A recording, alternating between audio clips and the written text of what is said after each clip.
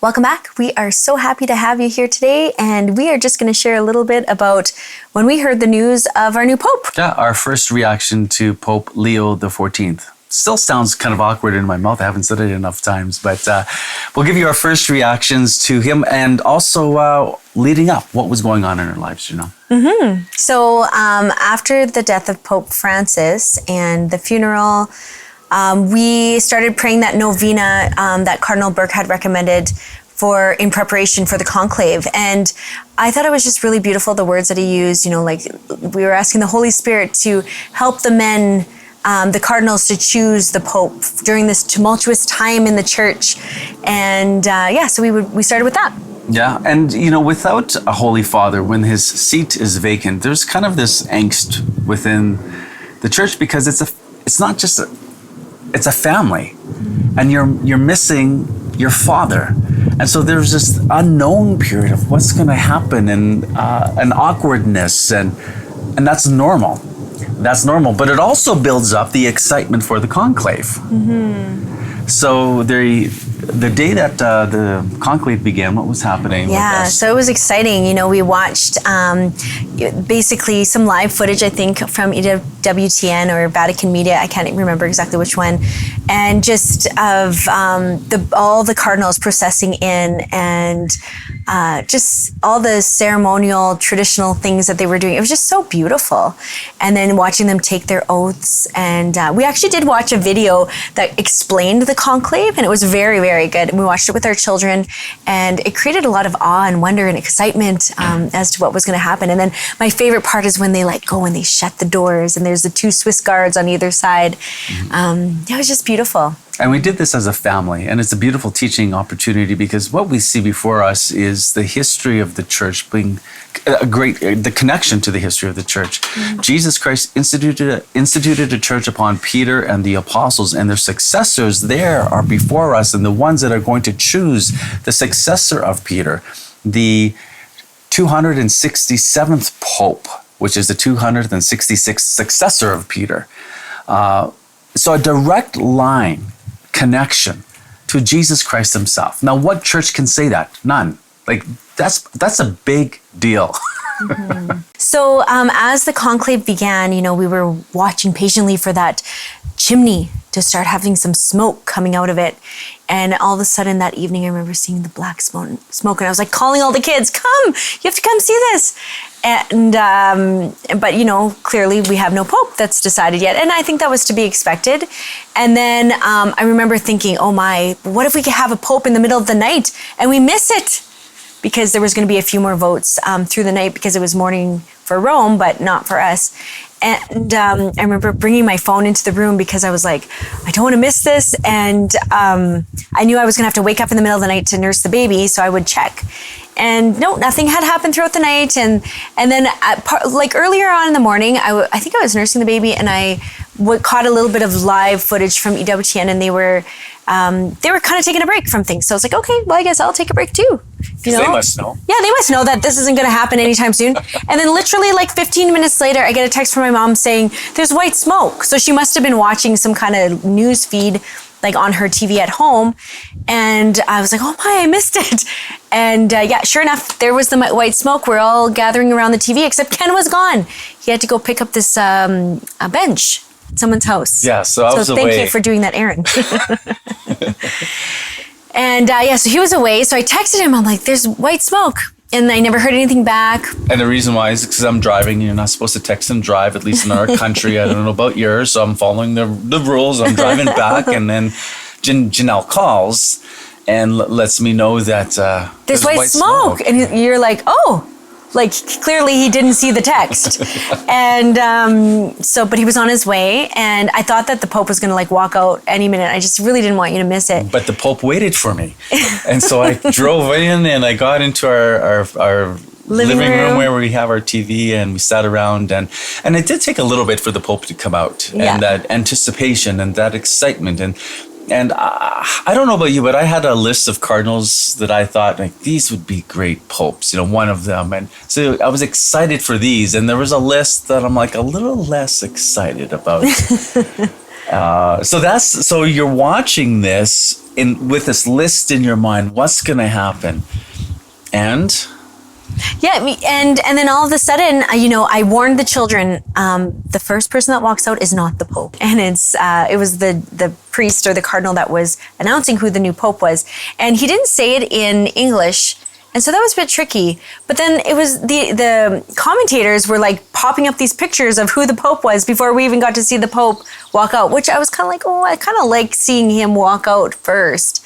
And then they were already describing like things about him, like he was born in Chicago and, he's an American. And so that was interesting. But what I found so surprising was that we had no idea who he was. Yeah, so when his face is coming up, there's this moment of, I guess, what?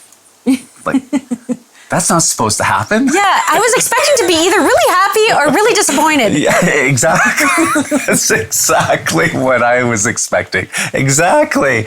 And it was this weird, like, okay, who is he? Where's he from? He's an American. He's from Chicago. But he lived a lot of time in Peru. Peru, in South America. What does that mean? Mm-hmm. If you reacted that way, I think it's normal to have this, like, even now as we're getting to know our Holy Father, a nervousness because, it's like he's your Holy Father, mm-hmm. and you don't know him. It's like someone marrying into the family, right? Yeah, who is this in-law? What are they like? What's their personality? You want to get to know them. Yeah, except he's the father, so you really want to have a good father. Yeah, and so it's a big deal, and so you're kind of nervous, and he comes forward onto that balcony, mm-hmm. and he's standing there.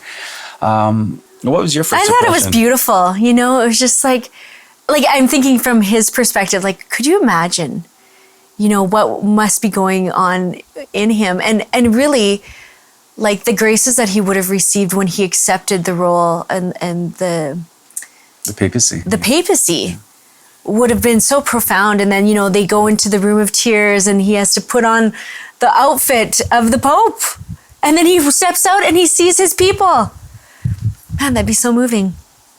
So my first reaction when he first came out, besides being like, who is this person? What?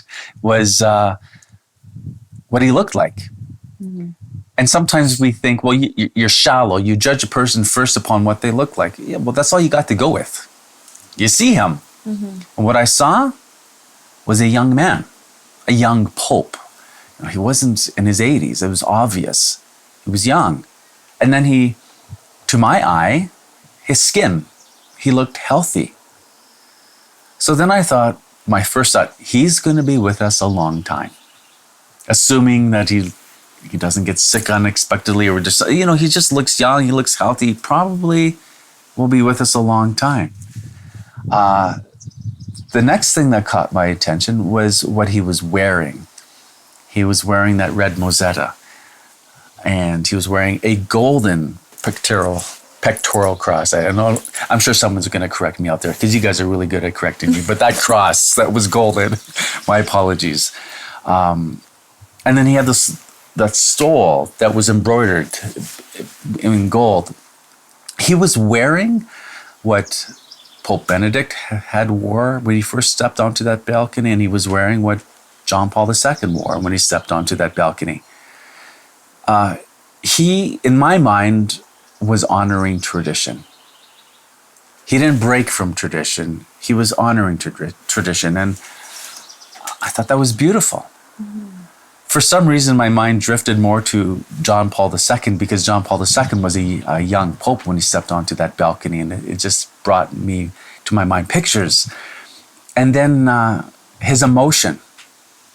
He didn't just blankly stare at the sea of crowds before him, but there was a moment where you could tell, like, it seemed like he was moved. It was like he was like swallowing a lump in his throat, like, Either that or he had a cold. I know, we'll find out one day. I don't think he had a cold. He didn't sound that way. So there's just a human part of looking at your father, and he's moved because now he's your father. Mm-hmm. So I thought that was really beautiful. Mm-hmm. Something else that caught my attention to note was the prayer to Our Lady. Oh, he must have a devotion to Our Lady. He goes to her as part of that opening address.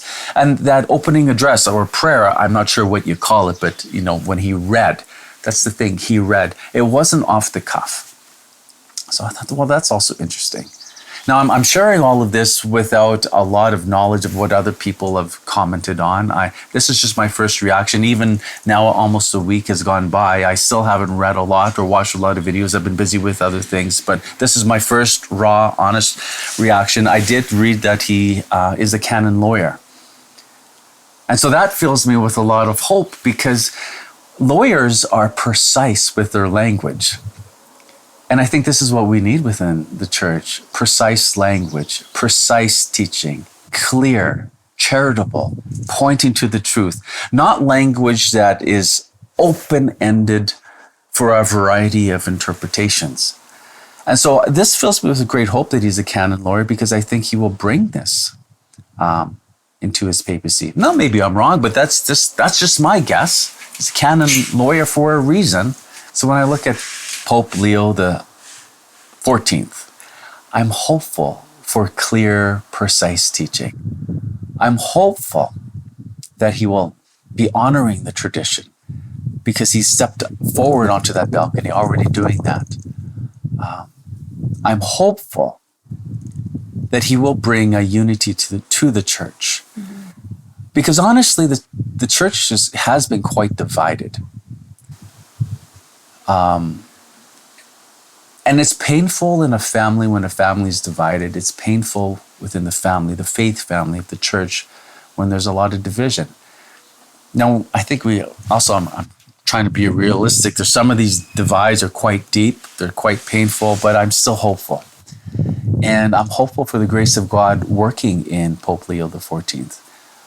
I think there's some, I know I'm already aware of some in the YouTube circles or the blogosphere that are already trying to poke holes in our Holy Father's history. And my thought is, can't you just give a guy a chance? Isn't that what love does? Love seeks the good in another person. Love doesn't initially seek all that is wrong. Let's be gracious when we think about our Holy Father. Let's champion him. Let's pray for him. Let's believe and assume the good for him, and that that he'll act in a great way for the church. I mean, this is my position. I'm hopeful. Mm-hmm. We're praying for our Holy Father. I know, I think the next morning I received an email from Cardinal Burke. I'm on his email list. And he said, let us thank God for our Pope Leo XIV. Mm-hmm. I felt relieved a little bit knowing that Cardinal Burke is like thanking God for our new Pope. That's a good sign, I'm happy about that. Yeah. So exciting time, yes, friends, to be Catholic. It is an exciting time. Mm-hmm. So with that, share with us below your first impressions of Pope Leo XIV in the comments. I'd love to learn from you. As always, share this video. It's been a blessing to you, and we'll see you very soon. Have a wonderful day. God bless.